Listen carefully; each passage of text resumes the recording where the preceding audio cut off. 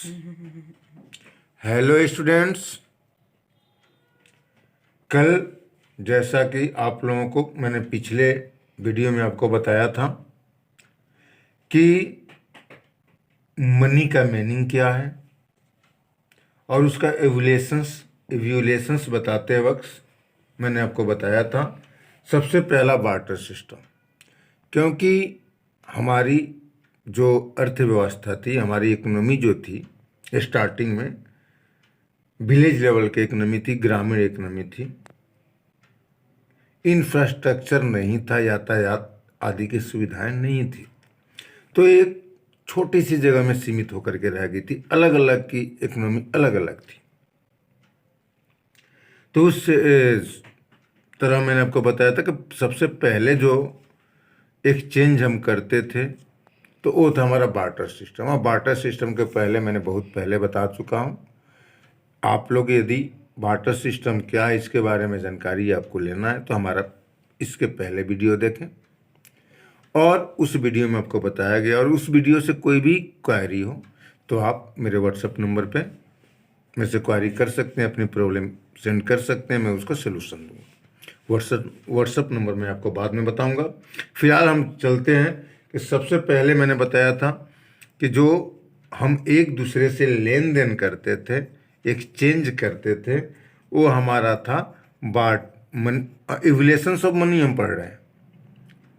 इवल्यूशंस का मतलब हालांकि विकास होता है, और वास्तविक मीनिंग आप जाने तो क्रमिक विकास। क्रमिक का मतलब क्रमांतर, एक के बाद एक, एक के बाद एक। ये सबसे पहले क्या था? तो सबसे पहले जो था वो हमारे पास था बार्टर सिस्टम।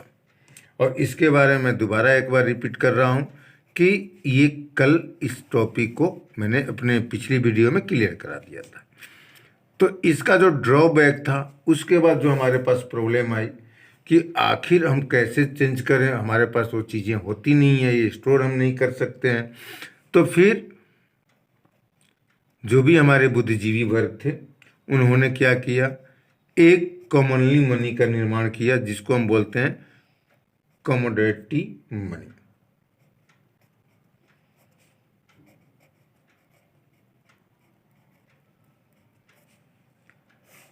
हिंदी में रूप यदि जानना चाहे तो इसको हम बोलते हैं वस्तु मुद्रा।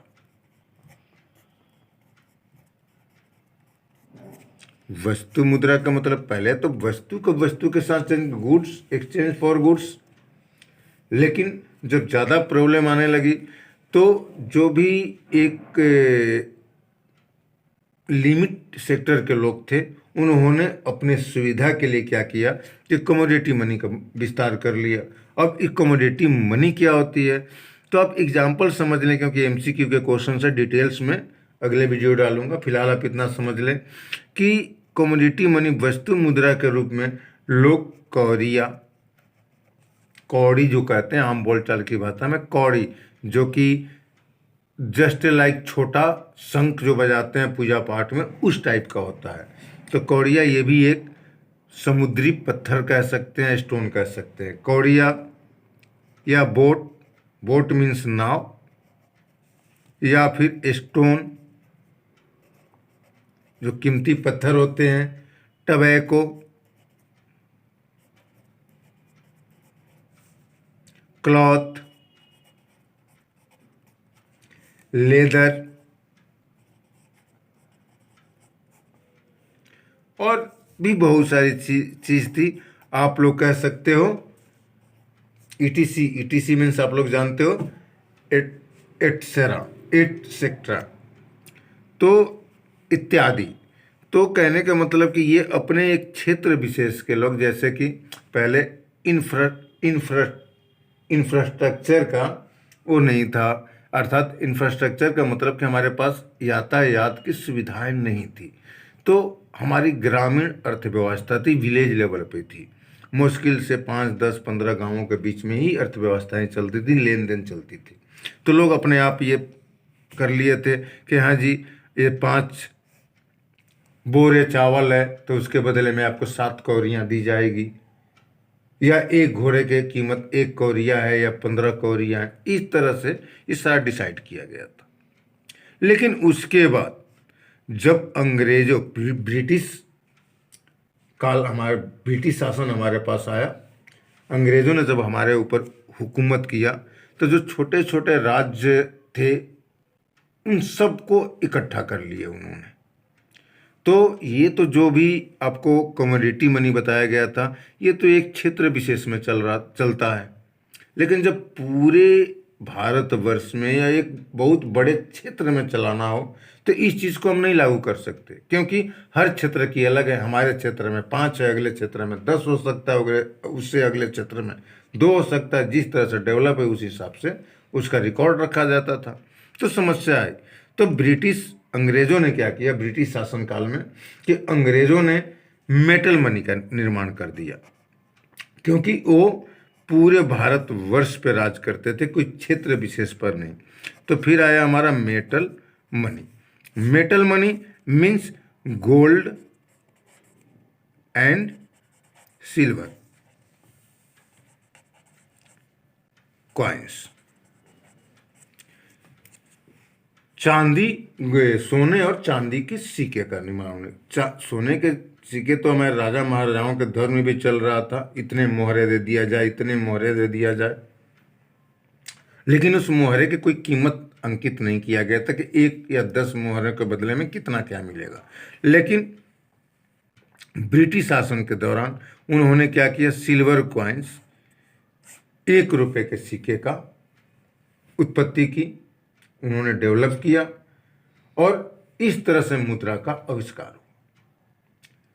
लेकिन ब्रिटिश शासन के दौरान जब जैसे जैसे ब्रिटिश शासन का अंत होते गया, तो फिर हमारे पास समस्या है कि हर कोई इतना अमीर तो है नहीं। तो फलस्वरूप क्या हुआ कि सिल्वर चांदी की काफ़ी कीमत बढ़ गई थी। तो इस वजह से हमारे पास प्रॉब्लम है कि गरीबों के पास तो एक भी सिक्के नहीं हो पाते थे, अर्थात वो अपनी ज़रूरत की चीज़ें कहाँ से खरीदें।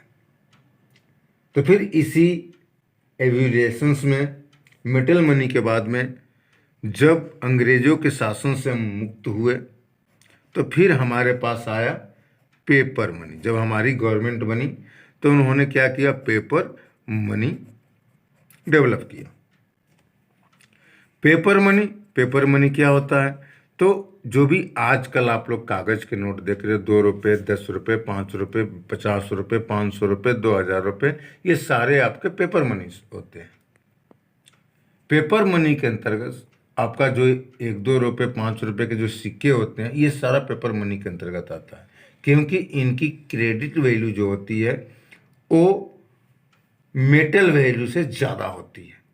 तो इसलिए हम इन सबको पेपर मनी के अंतर्गत रखते हैं। पेपर मनी में क्या हुआ कि जब नोट्स, जो कागज़ के नोट होते हैं, वो या तो खराब हो जाते हैं, कट जाते हैं, फट जाते हैं या गल जाते हैं। तो इस वजह से क्या हुआ कि इस मनी से भी अच्छे मनी के रूप में जो डेवलप हुआ वो है आपका बैंक या क्रेडिट मनी। क्योंकि यदि हमें किसी को लाख रुपए देना है तो पेपर मनी के रूप में हमें काफ़ी पैसे लेके जाना पड़ता था, और उस सिचुएशंस में क्या है, खतरा, रिस्क ज़्यादा उठाना पड़ता था, हो सकता है लूटपाट या कुछ भी हो जाए। तो फिर इस चीज़ को, डर को ख़त्म करने के लिए बैंक या क्रेडिट मनी का आविष्कार हुआ। बैंक और क्रेडिट मनी, इसके अंतर्गत क्या आता है, इसके अंतर्गत आपका आता है, बैंक और क्रेडिट मनी के अंतर्गत चेक एंड ड्राफ्ट। हम चेक पर, एक कागज के टुकड़े पर लाखों करोड़ों रुपए लिख करके किसी को दे सकते हैं, या ड्राफ्ट हम करोड़ों रुपए का बनवा सकते हैं। तो करोड़ रुपए हमें जेब में न लेके चल के एक कागज का टुकड़ा को हमें सेव करने की जरूरत पड़ती थी। तो ये मनी चलते चलते अब हमें पता चला कि आखिर उस चेक या कागज को हम लेकर जाते हैं, फिर सामने वाले को देते हैं, उसको एक्सचेंज करने में 2-4-10 दिन का टाइम लगता था। तो फिर हमारे गवर्नमेंट ने एक और मनी का आविष्कार किया, और वो मनी है प्लास्टिक मनी।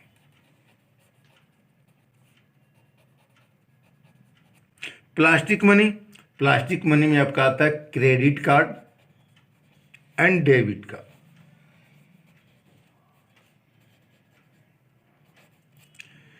इसके बारे में हालांकि आजकल तो बच्चे बच्चे भी जानते हैं, लेकिन फिर भी हम बताना चाहेंगे आपको कि क्रेडिट का मनी का मतलब होता है कि बैंक कुछ ऐसा एटीएम की तरह कुछ देता है जिसमें आपके अकाउंट में पैसे भी नहीं है, तो एक लिमिट देता है कि 50,000, लाख रुपए, 2 लाख रुपए आप निकाल सकते हो, तो उसको हम बोलते हैं क्रेडिट कार्ड। और डेबिट कार्ड जो हमारे अकाउंट में होता है उसके अकॉर्डिंग हमें मिलता है, जो कि हम एटीएम से जो भी हमारे बैंक में अकाउंट है हम निकाल सकते हैं। तो बैंक क्रेडिट मनी या चेक और ड्राफ्ट की जगह हम एटीएम के थ्रू या क्रेडिट या डेबिट कार्ड के थ्रू कहीं पर भी कितना भी ट्रांसफ़र कर सकते हैं और पैसे निकाल सकते हैं। इसके बाद में अब रही बात क्रेडिट और ये डेबिट, जैसे कि मैंने कहा कागज़ फट सकता है, गल सकता है, चेक फट सकता है, ड्राफ्ट गल सकता है, उसी तरह से ये भी हमारे पास से चोरी हो सकते हैं या कोई इसको ले जा सकता है। तब जा कर के लास्ट में जो मनी फिलहाल जो आजकल चल रहा है वो है आपको e money. E money electronic money. Electronic money में क्या है कि सिर्फ आपके पास एक मोबाइल होना चाहिए। अब मोबाइल के थ्रू, नेट के थ्रू आप कहीं पर कितना भी पेमेंट कर सकते हैं, जिसको आप इस तरह समझ सकते हैं गूगल पे, पेटीएम, फ़ोन पे, कई सारे कैसे ऐप हैं, एयरटेल। तो इसके द्वारा हम क्या करते हैं कि इसको हम इलेक्ट्रॉनिक मनी कहते हैं।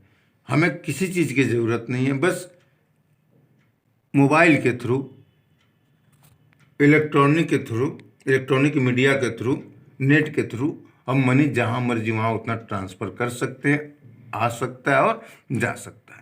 तो इस तरह से हमारे मनी का डेवलप हुआ है, एवोल्यूशंस हुआ है, विकास हुआ है, क्रमिक विकास हुआ है। पहले वस्तुओं से वस्तु का विनिमय, फिर वस्तु मुद्रा बना, इसके बाद में आपका मेटल मनी आया, paper money, bank credit money, plastic money और ई मनी।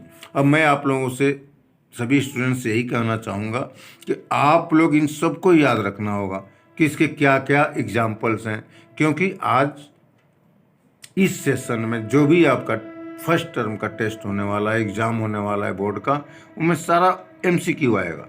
आपको कॉन्सेप्ट क्लियर होना चाहिए, उसको लर्न करने की ज़रूरत नहीं है, क्योंकि ऑप्शंस आएगा ABCD और उस चीज़ को आपको करना है।